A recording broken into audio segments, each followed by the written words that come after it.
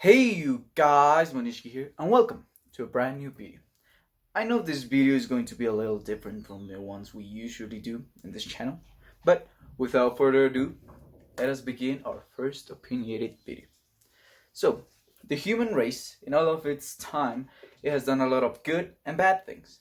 Some of these bad things that they have done are wars, and well, what is it good for? Well, absolutely nothing, but wars are based about power and one of the most important things, in my opinion, discrimination.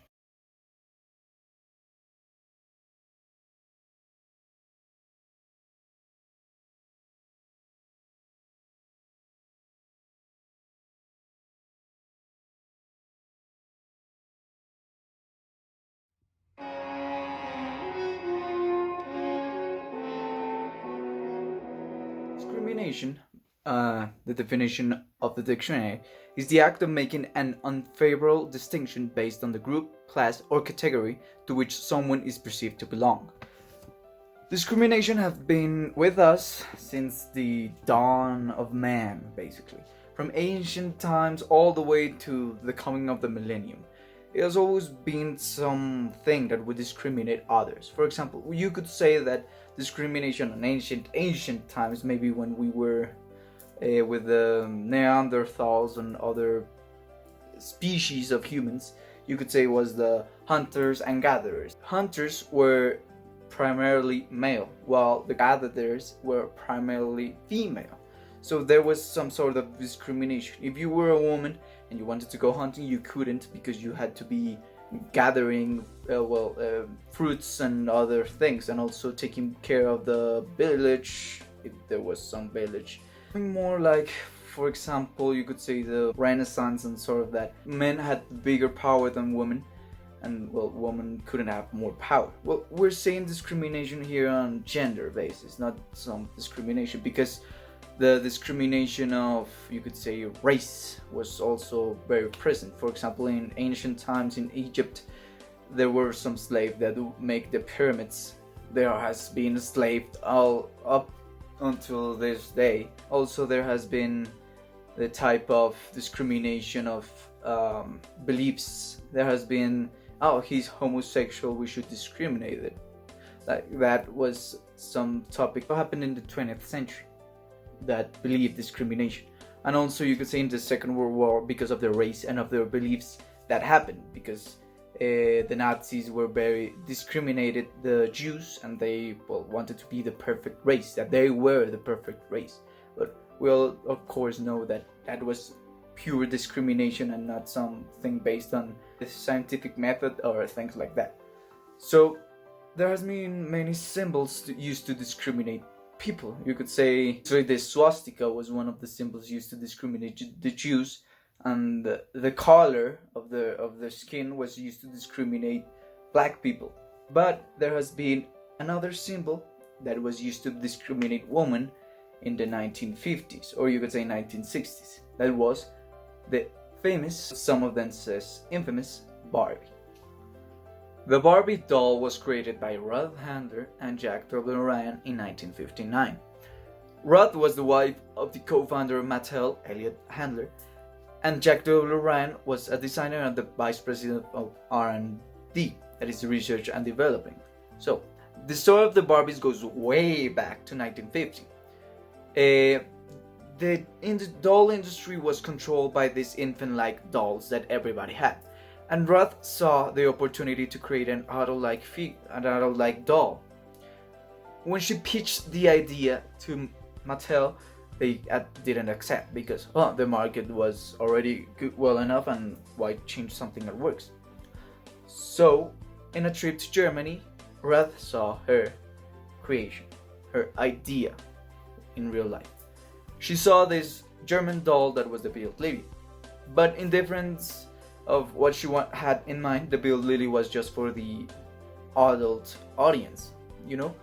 If you see the Build Lily, it's clear that it was some sort of adult characterization of a woman. And the comics of the Build Lily will show this, as she was like some sort of escort, and men had her because, well, you could say, that's for you to know. But she bought the doll and she returned to America, and she gave back one doll to her daughter and the other two dolls to Mattel. And when they saw the doll, they say, oh no, well, yeah, we could sell this because, well, nobody had it, and, well, let's do it. And then the first Barbie was created in 1959 in the World Fair, in the toy fair. And the first Barbie was this, she had this swimsuit that was with black and white stripes, and she had sunglasses, and she was either a brunette or a blonde woman, well, white woman. The Barbie has come a long way with her many careers. There's been astronauts, a nurse, president, a video game developer, and you could say director also. And it has inspired many women, and it has launched many lines of dolls. But it hasn't come with criticism, the Barbie. Some criticism made for the Barbie was that it came with the feminist movement and was a weapon of men against women for the feminist movement. That her designer, Jaque Ryan, was a monster, was a sexual predator or something like that. And the impossible lifestyle and the body she projected towards girls and women. And also that there was no diversity. But it comes to mind, is this really the case? Or is this just some weird coincidence? Or some unexplained backstory? So in today's video we're going to explore deeper on the concept of the Barbies and the criticism made towards them. So the first argument made against the Barbies can be the one of her designer, Jaque Ryan. As we talked before, Jaque Ryan was seen as a sexual monster some of the way. But he was actually, well, you could say a good person. He was a Yale graduate and he worked with the Pentagon to create weapons, I know about that. But some people talk bad about him. For example, the first one is the voice of Barbie. That she talked about him that he liked her being tall because he could stick his nose in her boobs. Or a friend of him, Steven Nass, talked that when Jaque was describing Barbie to him, it seemed like a sexual episode of him. Like he wasn't himself and he was sexualizing this idea of the Barbie. But like counter argument can be made. That is, can we really blame him of thinking that way of the Barbie? Well, I know at least this doesn't cover the thing that he's a sexual monster, but at least it covers the thing of the Barbie. So first of all, we need to know the influences of the Barbie. That was the Build Lily, as we have seen before. The Build Lily was an adult toy, and her proportions and all of that were made because of the Build Lily. The Barbie's portions were made of the Build Lily. Like for example, the proportions were so similar that they even entered to court because of their proportions. The ones behind the Build Lily said that the Barbie straight up ripped off the hips and other elements of the Build Lily to put in the Barbie. Also, well, as it was an adult toy, it wanted to appeal to adult audiences. So they had to, well, some sort of way sexualize the doll to make her more entertaining towards the adult audience. So maybe because if they didn't make that, it wouldn't appeal and it wouldn't sell as well as it had sold in the 1950s. The thing to talk about Jaque is that in my research and according to the Barbie page, he isn't credited in anywhere. The only thing is in a still picture of the first Barbie and the designs of the Barbie, that is Jaque Ryan, just his signature over the paper, that is the designs of the Barbie. And also, well, that's one thing. So many people don't credit him as anything of the Barbie. Yeah, he's the designer, but when you look up the creator and all of that, the only name that will come up is Ruth Handler. That's first thing. The second thing is that, well, many, as I said before, he's seen as a sexual monster, but many people don't see him that way. According to the New York Times, well, isn't anything about that in there. He's seen as the one who designed the Barbie and the one who developed missiles with the Pentagon. So, well, there's a lot of to debate here. Some things that didn't clear up, or some inconveniences in his life that made him sin that way. But well, Jaque is dead, unfortunately, so we couldn't ask him truth. We couldn't see the truth because, well, he's dead. So second argument made against the Barbies are that they were used as a weapon against the feminist movement, or they came out in the exact same moment the feminist movement was created. So first of all, we need to create a timeline with these two. So the Barbie came out in 1959, and the second wave feminist movement came out, or was, in 1960. So yeah, they're 1 year apart, but can we really say the Barbie was responsible for the second wave movement? So we need to first see what was the second wave movement about. So it was about women opening the debate about sexuality, family, the workplace, and reproductive rights, and so on and so forth. So this was for their rights, their legal rights for women, as they couldn't vote, they couldn't have a word, and they couldn't have done anything, you know. Work was really low for them on those times, and men had like the upper hand in those topics against them. But the Barbie didn't like made major impact. Yeah.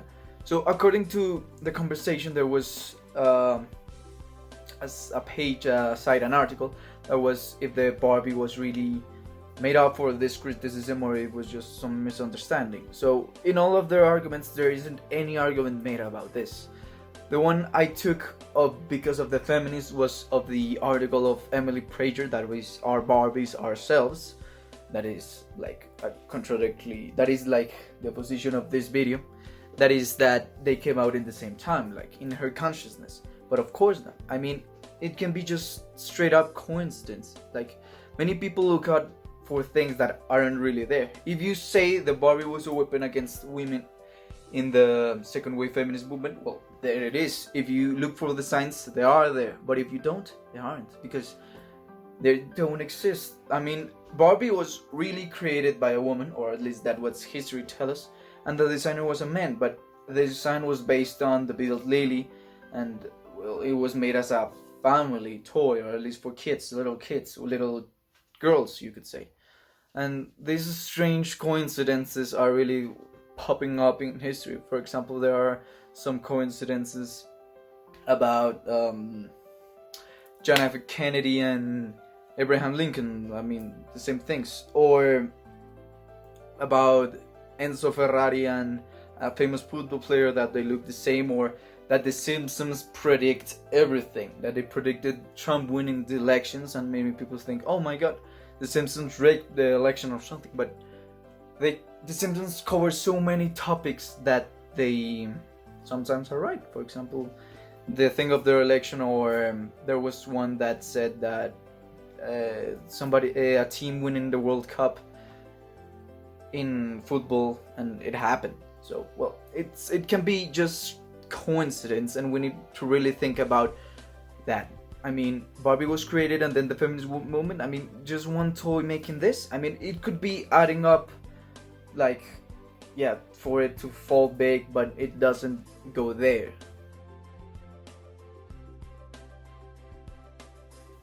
The third argument made against Barbie, well, third and fourth argument are that Barbie's lifestyle and Barbie's body are impossible.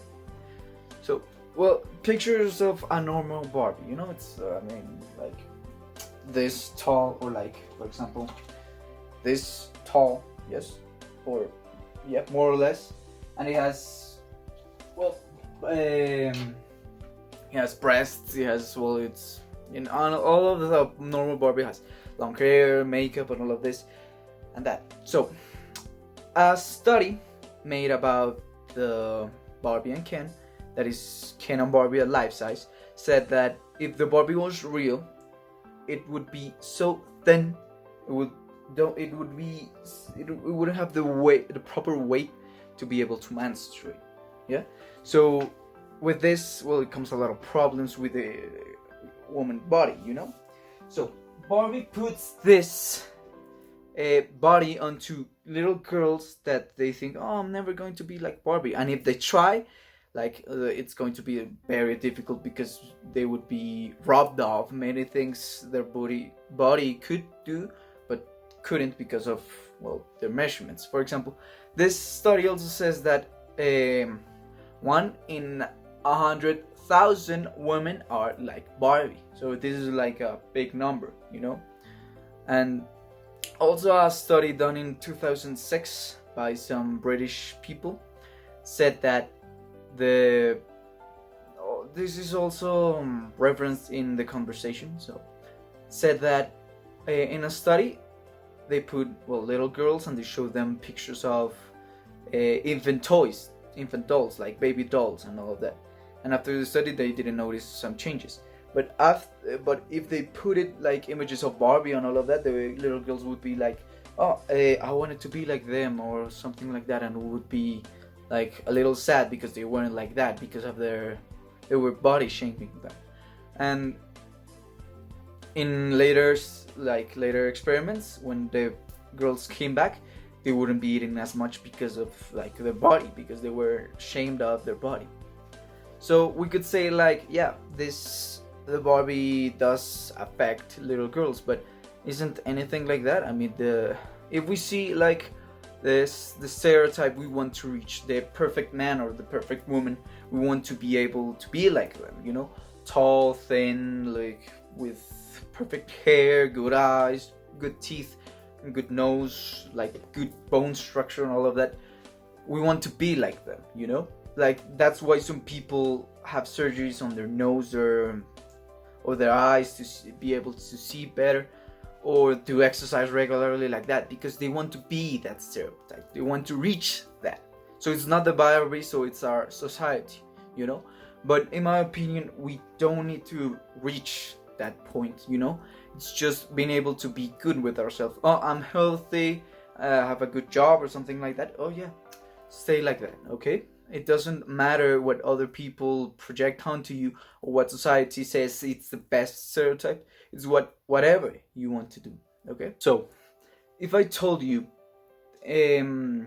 like many of the people in 1960 would buy an average body Barbie, would they still bought it? I mean, I think the question is very clear. That is, no, of course not. Because back then, like for example, the market was one way, you know, and many of the Barbies that came out were that way because of the women of that era, of that time, you know.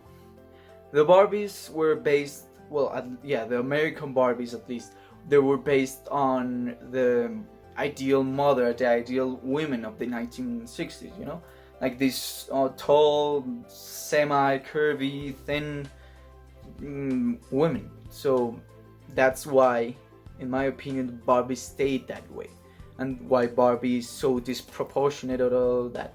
I mean, yeah, this study showed this and that, but maybe they just wanted to make the Barbie a little bit taller or something like that to sell better. I mean, yeah, it's also consumerism thing.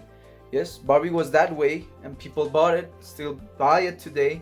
No matter how it is, they're going to continue. Like how I say before, if something works, why change it? I mean, Barbie built really sold well in Germany, so why change the formula and stick to something safe than that, how Barbie was, okay? So about the impossible lifestyle. This is the fourth argument, okay? So Barbie puts a stereotype that has to have the perfect dog, the perfect house, the perfect boyfriend that is Ken. And many girls can't afford to do that because of money or opportunities and all of that. But is there really an impossible lifestyle she's projecting? So the impossible lifestyle isn't really impossible, okay? So for example, we could say Barbie inspires women. So the first women to go into space was in 1963, okay? And the first astronaut Barbie launched in 1965, yeah? And then the first American women went to space in 1983, Okay, so it isn't really impossible. I mean, there was an astronaut Barbie, there was an astronaut woman in America, the first one, you know. So it's really like, go chase your dreams. Okay, Barbie says, oh, let's be president because women can be presidents. Or, oh, let's be princesses, women can be princesses. Let's be astronauts, women can be astronauts. It doesn't matter what Barbie says, because Barbie is just inspiring other women. Okay, as we saw, the first woman in space 63, the first Barbie is 65. So she inspired because of the other women. It isn't impossible. It's just go out and chase your dreams and do the most to reach them. Okay, well, it's getting darker here. Is it just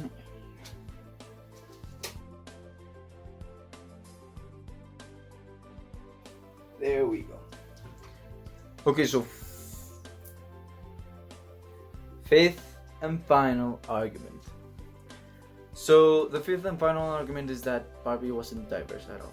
So you could say yes, no, or maybe, but we need to see how people saw it back then.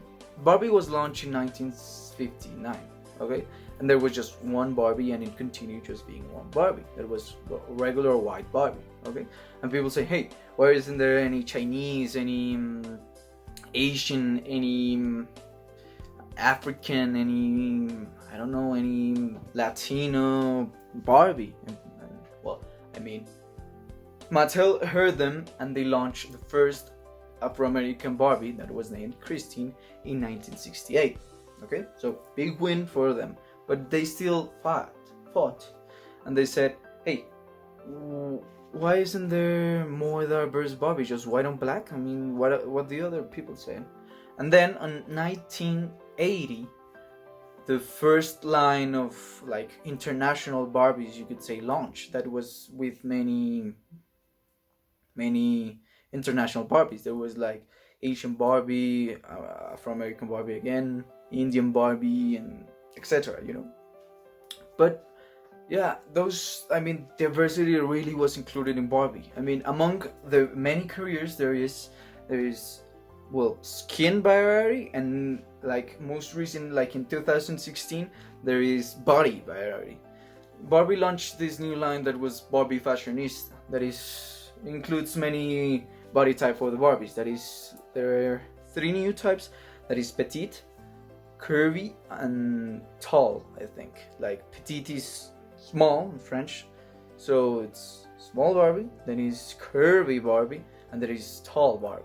So this like line really gave us variety, because there isn't just normal Barbie, but there are different Barbies. Like, for example, you could say that these Barbies won't project as much as the Barbies before them projected onto little girls. So I could say, no, I want to be like petite Barbie because I'm tall. Because I'm small.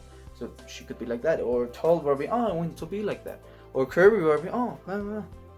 Yes. So it's, I mean, maybe yes, maybe all of this criticism made towards the Barbie were in one time really what was in one, this critique was understandable. Okay, it wasn't any diversity, or maybe the lifestyle did project onto them something impossible, or the body, or maybe Jack Ryan was really a sexual monster, but we won't know about Jack at least. But the other things, it has changed. Barbie and Mattel has heard the people, and they have made changes. Okay, so I mean, yeah, Barbie is a big company that really, in my opinion, inspires a lot of little girls and a lot of women, and has inspired them and will inspire them to become princes all the way to become presidents.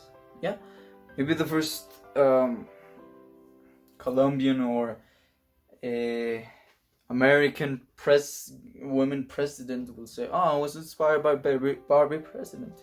And yeah, oh, but we won't know, you know. But in my opinion, well, Barbie doesn't really deserve all this criticism that is made up to her, because, well, Barbie is just another woman, you know.